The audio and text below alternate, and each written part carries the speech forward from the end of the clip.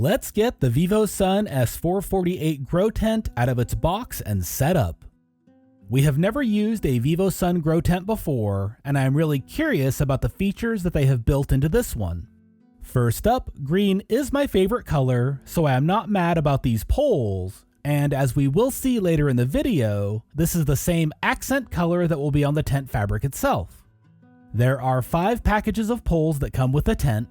One of them is for the crossbars that will go into the top of the tent. 2 of them are the 4-foot sections that will form the top and bottom squares of the tent, and the other 2 are the pieces that will connect together to form the uprights of the tent. There are also the 8 corners that will connect everything together, and finally the bag that contains the tent fabric itself. The bars are all very well packaged and secured, which means that they should get to you with no damage or scratches. All of the bars are held in place with plastic spacers and then vacuum wrapped in a surprisingly thick plastic. I am used to being able to just rip this kind of packaging apart, but in this case I actually had to cut the plastic along its entire length to get it to open, which was a bit of a surprise. After fighting with it for a couple of minutes, however, I was able to get everything out of its packaging and ready to be assembled. If you look at the poles closely, you can see that they are all lettered so that you can tell them apart. All of the letter A poles are the ones that will form the top and bottom squares, while connecting a B pole to a C pole will get you one of the uprights that will connect the top and bottom squares together. I am going to be assembling the Vivosun S448 for the first time out on the front porch of the studio, as I am not quite sure if it is going to fit in the space that I have available, and I want to be able to measure it out first. If the tent does fit, I will just take it back down and then reassemble it inside of the studio once I have the space cleared out. As with most grow tents, the first step is to assemble the bottom square. That means that I will need 4 of the A poles and 4 of the corners. When fully assembled, this tent is going to be 48 inches by 48 inches by 80 inches, or 122 centimeters by 122 centimeters by 203 centimeters, for those folks that don't use freedom units. This is just barely going to fit out here on the porch, but as it is just temporary, it will work out for the initial setup. Once the bottom square is finished up, it is time to get the uprights assembled and clicked into place. As I mentioned earlier, you are going to need one of the B poles and one of the C poles clicked together and then inserted into each of the corner pieces. Once all 4 of the uprights are assembled, it is time to put the last 4 corner pieces on top of each of the uprights, and then finally you can connect all of those together with the 4 remaining A poles, which will then complete the framework. After that, it is time to get to the fun part of actually getting the tent fabric onto the framework, which is always interesting, especially with these larger tents. Once you have the fabric out of the bag, you need to unfold the package and then set the removable floor to the side for later. Unfold the rest of the fabric, and then you need to find the main zipper poles and unzip the tent all the way so that the fabric is ready to be put on the framework.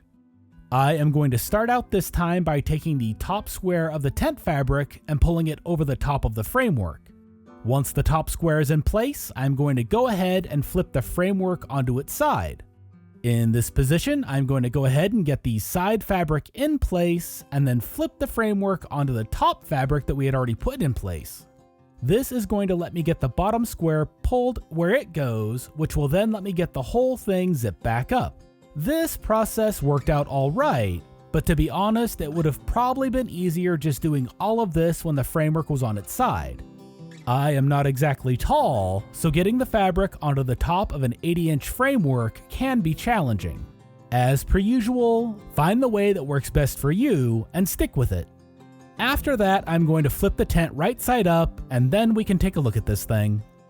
Looking at the left side of the tent, you can see that there are 2 8-inch ports, one at the top center of this wall, and one in the front bottom corner as well.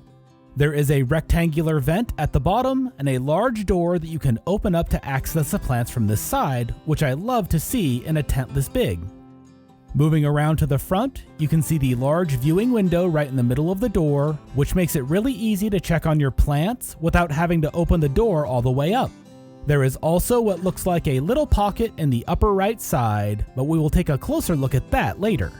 The right side of the tent is an exact mirror of the left side, with two 8-inch ports, a rectangular vent port, and the large door to easily access the plants.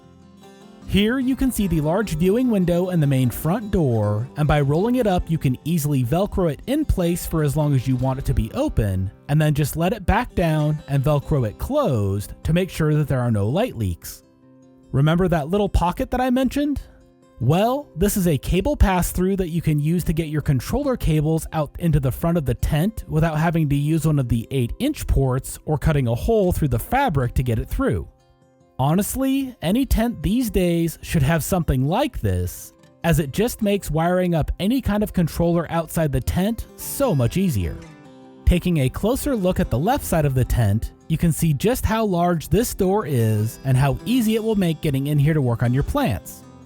The zippers feel great, and the black inner linings on all of the zippers will help make sure there are no light leaks from these either.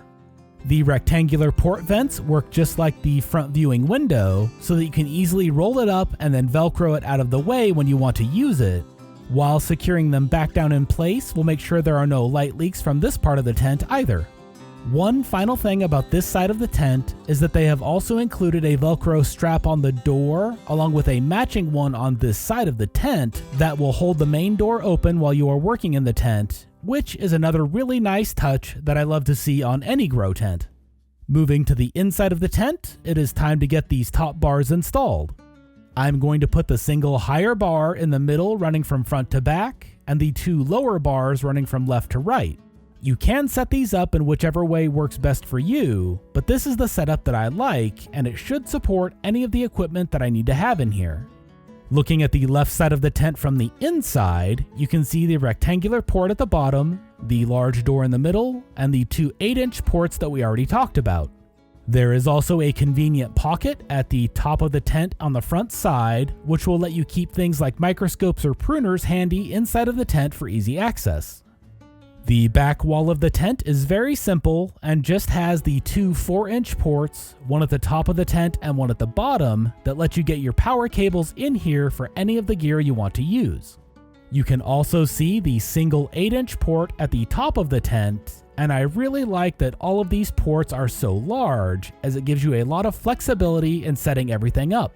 As I mentioned when looking at the outside of the tent, the right side is a mirror of the left side, except on the inside here there is no additional pocket to the top like we saw on the left side. The last thing left to do is get the removable floor and unfold it and set it in place easily. I am not going to use the Velcro straps in the corners to secure it in place, as I will need to take this back down again, but that is something that you are going to want to do when setting it up for yourself. So far, I really like the features of this tent, and I'm looking forward to growing inside of it. I love how reflective the mylar they are using on the inside of the tent is, as it should really maximize the light that gets to the plants. This tent was super easy to put together, and it is really nice that you do not need any tools to assemble it, as just about anyone will be able to set it up on their own with what comes inside the box. The little extras like the observation window and the wire pass-through are going to make it really easy to set up the equipment inside of the tent and keep an eye on it at every stage of the grow. And even the Velcro strap that will hold the door open is going to be a great addition, as the door will not keep trying to flop closed. Finally, this tent had no light leaks. I had Noah stand inside of there with a flashlight shining around so that I could check it out, and I will be showing that off more when I start filling the tent with gear. A big thank you to Vivosun for sending over the S448 grow tent for us to check out. And if you want to try out any of their gear for yourself, make sure to click on our links to their website in the description down below, and use the discount code GEEKS at checkout to get an additional 15% off your entire order.